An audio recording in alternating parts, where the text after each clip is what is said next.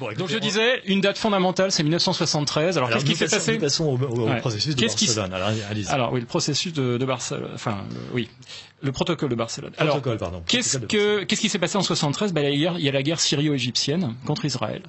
Les Syrio-égyptiens prennent une raclée et de manière immédiate, quasiment immédiate, l'OPEP et les pays arabes multiplient le prix du pétrole par 4 et classent les pays en catégories, c'est-à-dire soit amis, soit neutres, soit ennemis. Et ils classent dans la catégorie ennemis toutes les personnes qu'ils associent, de près ou de loin, à l'État d'Israël. Ça a provoqué, certains s'en rappelleront, donc un choc pétrolier absolument terrifiant. On a eu un chantage, c'est-à-dire que les pays de l'OPEP nous ont mis la main sur le robinet en fermant. Il faut savoir qu'il y a des pays qui se sont retrouvés sous embargo pétrolier. C'est la Hollande qui s'est retrouvée en embargo pétrolier, etc. Les États-Unis aussi d'ailleurs. Et suite à ce chantage, parce que c'est un chantage, ils nous ont imposé des conditions. Nous sommes allés à la table des négociations avec eux et nous avons tout accepté. Alors, dans les accords qui ont suivi juste après, donc on a donc le 6 novembre 1973, donc les 9 pays de la communauté européenne de l'époque basculent dans le camp pro-arabe. Donc avec les corollaires qui vont bien, c'est reconnaissance du peuple palestinien, l'alignement sur le narratif arabe concernant Israël, etc. Vous avez la création de ce qu'on appelle, alors ça c'est fondamental parce que c'est l'ancêtre du protocole de Barcelone, hein, du processus de Barcelone, c'est-à-dire la création du DEA, du dialogue euro-arabe, qui est en réalité un processus, lui aussi, un processus qui vise à globalement mettre en œuvre des éléments qui ont été définis de manière très précise en 1975 par les résolutions de Strasbourg. Donc les résolutions de Strasbourg ont été adoptées communément par les pays euro-arabes, par les pays arabes, et donc l'Assemblée générale de l'Association parlementaire de la coopération euro-arabe. Ça a été voté à l'unanimité, il y avait 200 représentants de tous les partis politiques européens. Donc vraiment un ensemble total. Et il faut savoir que ce document est fondamental il pose les bases de ce que nous vivons encore aujourd'hui et qui s'est traduit par différentes avatars. Donc le processus de Barcelone n'était que finalement une espèce de remise en marche du DEA qui a subi des avatars parce que au fur et à mesure des années, des péripéties politiques, il y a eu la signature de paix entre l'Égypte et Israël qui a bloqué beaucoup les choses.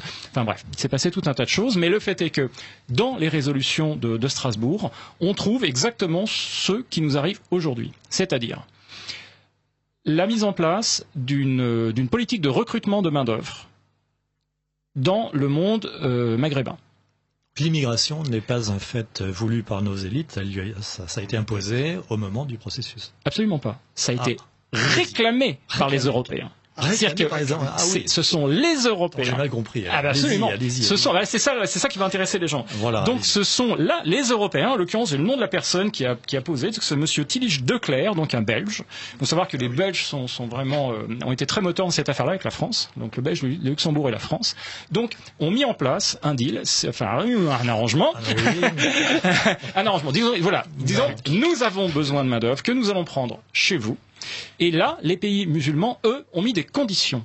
Et c'est là où tout est important. Ils ont mis des conditions à cette immigration. C'est-à-dire que la condition était qu'ils disaient pas vous allez prendre des gens chez nous, ils vont aller chez vous, et puis tout ça va se débrouiller comme je te pousse. Pas du tout.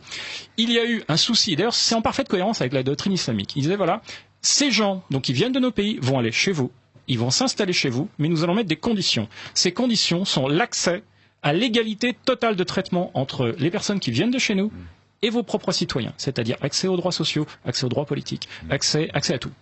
Donc égalité de traitement entre les immigrés et les nationaux de vos pays. Deuxième condition, sine qua non, qui est ces gens-là, ils ne vont pas aller chez vous pour devenir comme vous, ils vont aller chez vous, mais ils restent ce qu'ils sont, et nous gardons le lien entre ces gens. C'est-à-dire que ce sont nos communautés qui vivent chez vous, à notre manière, suivis et chapeautés et cornaqués par nous.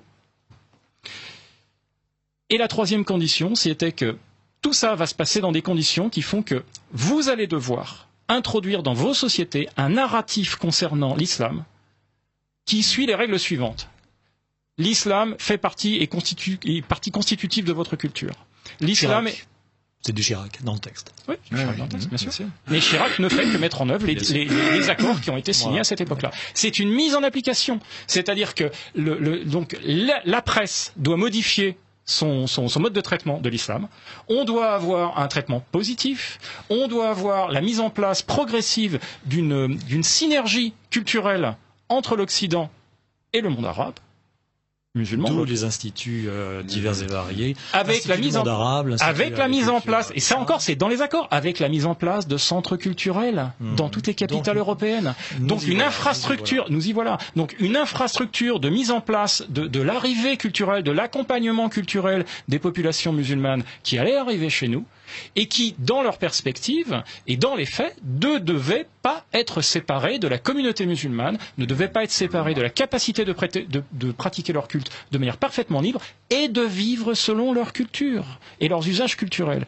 Et nous sommes exactement en train de vivre ça. Ces accords fondateurs qui ont été signés en 75 et après, mais confirmé un nombre incalculable de fois, là j'ai un quart d'heure, je ne peux pas vous citer toutes les réunions, mais il y en a eu des kilos, mettent en place. Et tout cela est chapeauté par le document dont je vous parlais tout à l'heure, que j'ai trouvé récemment, et qui s'appelle donc Stratégie culturelle islamique pour l'extérieur du monde islamique.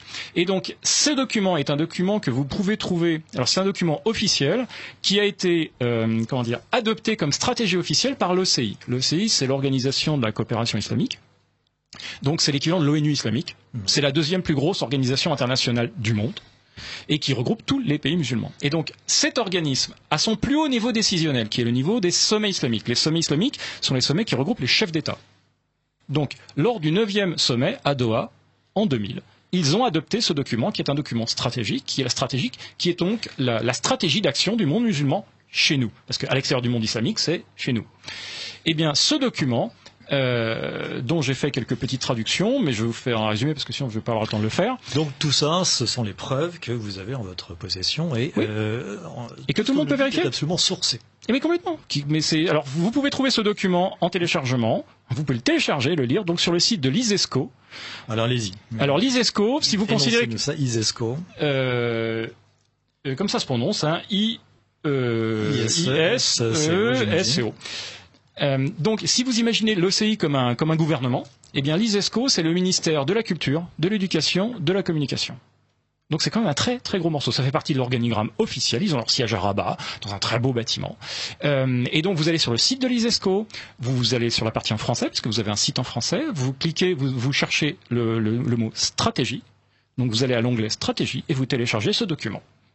Qui est un document. Qui est en anglais peut-être? Non, qui est en français. Qui est en français. Qui est en français. Voilà. Et ce document, il est présent en arabe, en anglais et en français. Alors j'ai constaté qu'il y a des petites différences entre les versions. J'ai même fait viser la version justement par Samuel Dib, qui est parfaitement bilingue. La version arabe. La version qui fait référence, c'est la version arabe, j'imagine. Non, parce qu'en réalité, c'est comme l'OCI. Les trois langues, français, anglais et arabe, sont les langues officielles. Ce qui veut dire que les trois langues, les trois communiqués, les trois documents sont des documents officiels. D'accord. Voilà. Et donc ce document est le document adopté de manière officielle par l'OCI au niveau du sommet comme leur mode d'action pour les années qui viennent.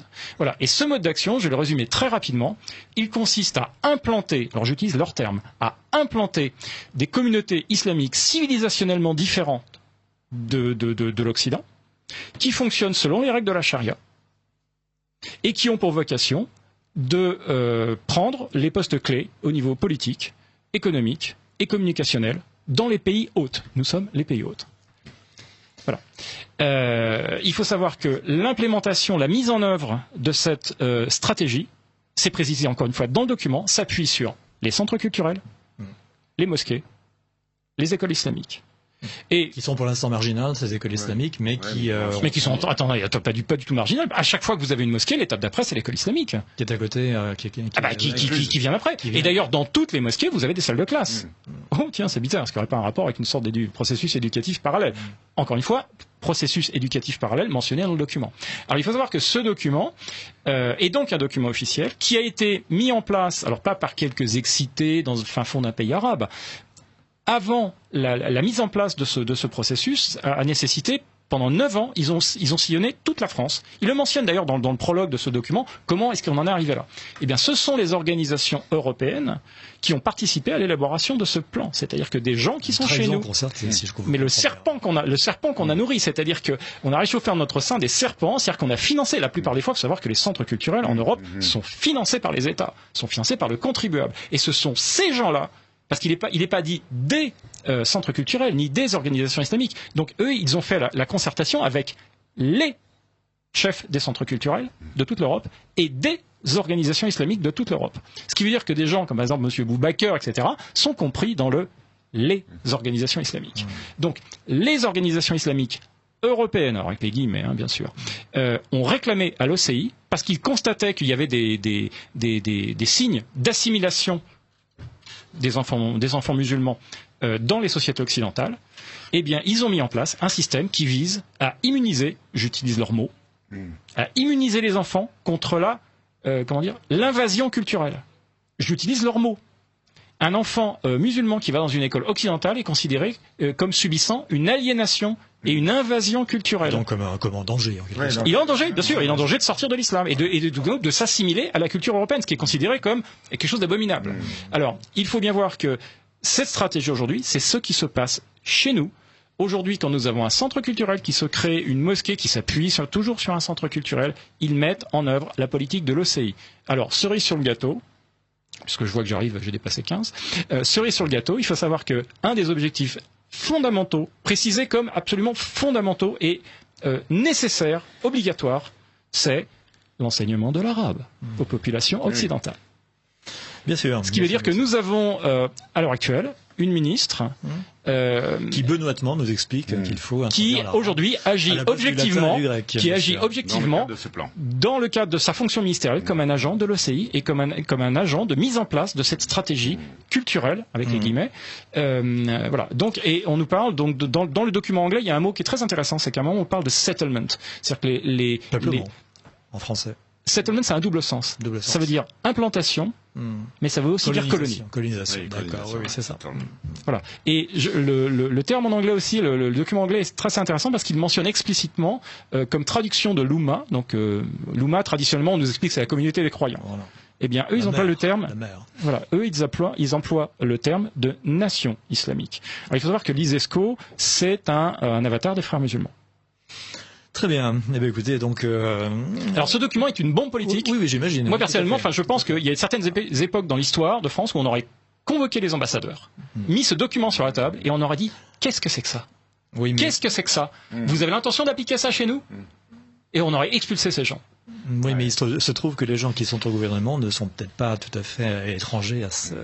Alors, ils peuvent toujours dire qu'ils ne savent pas que ça existe, bien évidemment, sauf que c'est un document officiel. Mais surtout, le truc qui est le plus sidérant, c'est que nous avons aujourd'hui notre gouvernement qui agit en parfaite collaboration avec les pays de l'OCI pour la mise en place de cette stratégie dans le propre pays. C'est-à-dire que nous avons, objectivement, ouvert les portes de notre pays à un processus de colonisation.